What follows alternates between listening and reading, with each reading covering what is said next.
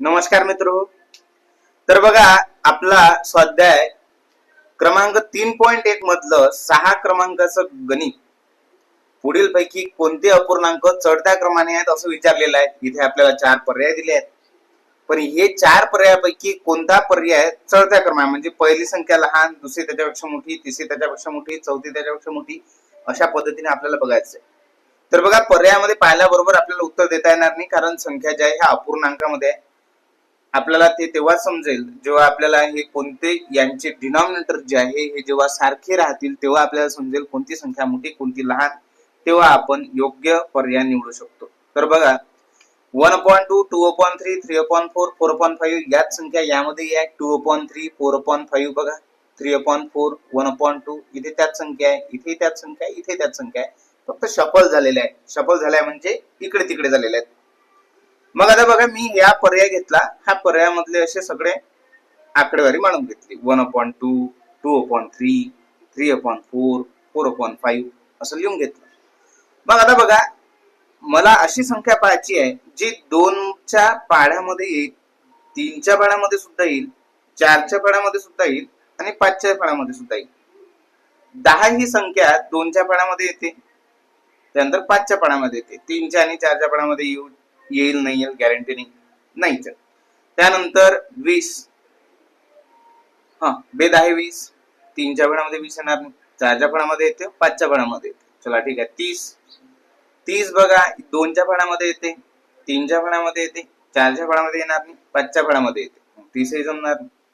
40, तर ती काय होईल, 3च्या फळामध्ये येणार नाही. 50, 4च्या फळामध्ये येणार नाही, 3च्या फळामध्ये येणार नाही.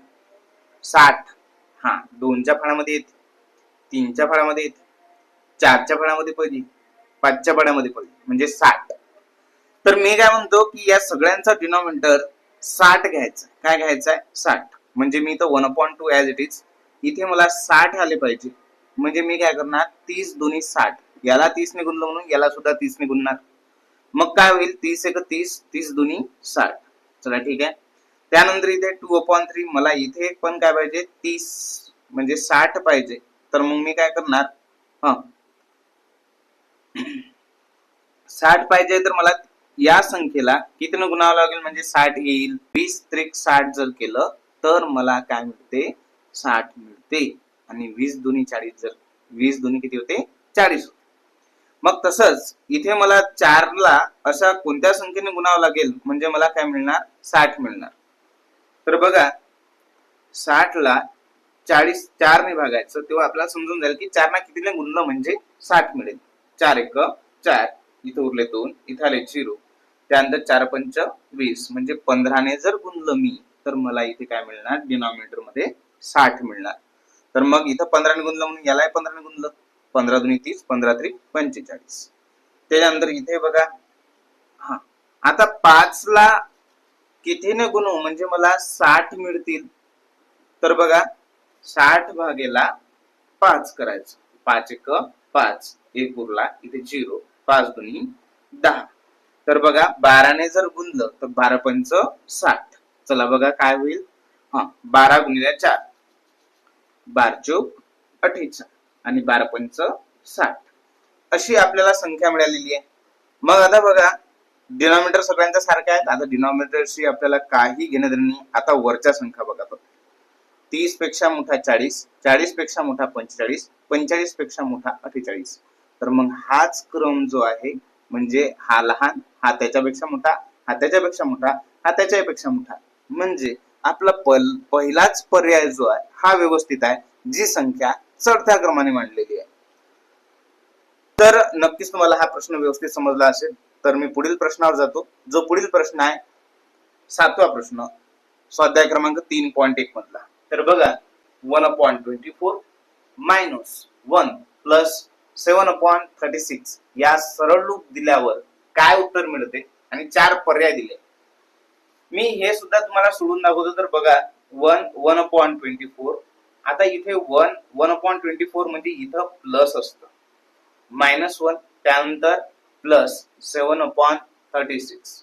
याला व्यवस्थित सॉल्व्ह जर केलं तर 24 गुणिले 1, 24 गुणिले 1 अधिक 1 भागिला 24 जसंच्या तसं. -1 प्लस 7/36 इथं 24 एक 24 अधिक 1 भागिला 24 त्यानंतर -1 प्लस 7/36 इथं 25 भागिला 24 -1 प्लस 7/36 त्यानंतर 24 एक 24 25 मायनस 24 एक 24 म्हणजे 1 गुणिला 24 आणि परत 24 जसाच्या तसं. म्हणजे असं प्लस असो की मायनस असो 24 ने याला मल्टिप्लाय करून घ्यायचं आणि 24 जसा तसं डिनॉमिनेटर मध्ये लिहायचं. त्यानंतर प्लस 7/36 ऍज इट इज. त्याच्यानंतर बघा 25 मायनस 24 भागिला 24 प्लस 7/36. त्यानंतर 25 मधून 24 गेले एकच राहतं 1 भागिला 24 प्लस 7/36. याला व्यवस्थित सॉल्व्ह करू तर 1 भागिला 24 म्हणजे 1/24 प्लस 7/36. आता याला सॉल्व्ह करायचं. डिनॉमिनेटर सारखा करायचा आपल्याला कारण डिनॉमिनेटर सॉल्व्ह सारखा केल्याशिवाय तुम्हाला सोडवता येणार नाही. नाहीतर क्रॉस मल्टिप्लिकेशन मेथड आहे थोडी कठीण जाईल. मग त्यापेक्षा इथे आपल्याला क्रॉस मल्टिप्लिकेशन कठीण जातं तर त्यासाठी काय करावं लागेल याचा डिनॉमिनेटर सारखा करावा लागेल. मग डिनॉमिनेटर सारखा करण्यासाठी बघावं लागेल की या 24च्या पाड्यामध्ये आणि 36च्या पाड्यामध्ये म्हणजे यांच्या टेबलमध्ये तुम्हाला कोणती सारखी संख्या मिळते का. मी 24चा टेबल लिहितो आणि 36चा टेबल लिहितो. 24 दुनी 48 24 त्रिक 72 त्यानंतर 36 दुनी 72. अरे बघा 72 सारखा आला. तर मग काय दिसून आलं आपल्याला काय इथे 72 आले पाहिजे आणि इथे 72 आले पाहिजे. तर काय करावं लागेल 1/24. तर इथे काय 72 येण्यासाठी 3 ने मल्टिप्लाय करावं लागेल. तर याला सुद्धा मी न्यूमरेटरला पण 3 ने मल्टिप्लाय करणार. त्यानंतर प्लस इथं 7/36 आहे. इथं 72 येण्यासाठी मला 2 ने मल्टिप्लाय करावं लागेल म्हणून याला सुद्धा 2 ने मल्टिप्लाय करणार. त्यानंतर 1 into 3 तर काय होईल 3 आणि 24 त्रिक 72 3/72 प्लस 7 दुनी 14 7 into 2 म्हणजे 14 36 दुनी 72 म्हणजे 72.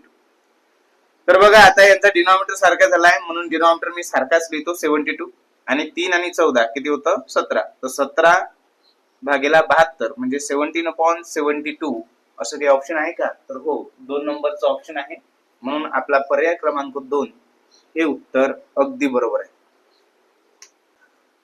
तर बघा स्वाध्याय क्रमांक 3.2 मधलं दुसरं एक्झाम्पल आहे 2/7 मल्टिप्लाइड बाय 1/3. तर याचं उत्तर काय येणार इथं पर्याय दिलाय.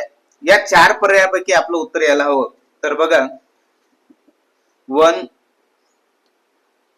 2/7 मल्टिप्लाइड बाय 1/3. तर इथे काही नसतं म्हणजे काय असतं प्लस असतं म्हणजे 1 प्लस 2/7 आपण असं लिहू. तर बघा हा 7 जो आहे हा 1 ला मल्टिप्लाइड जातो म्हणजे 1 into 7 आणि हे प्लस 2 ऍज इट इज आणि /7 मल्टिप्लाइड बाय 1/3. मग आता हे काय होईल 7 एक 7 अधिक 2 भागिला 7 गुणिला 1 भागिला 3. तर हे गुणाकार असल्यामुळे सरळ सरळ करायचं 7 अधिक 2 गुणिला 1 भागिला 7 गुणिला 3 असं काही पर्याय दिसतं का. हा तर आपलं दुसरा नंबरचा पर्याय जो आहे हा अगदी बरोबर आहे.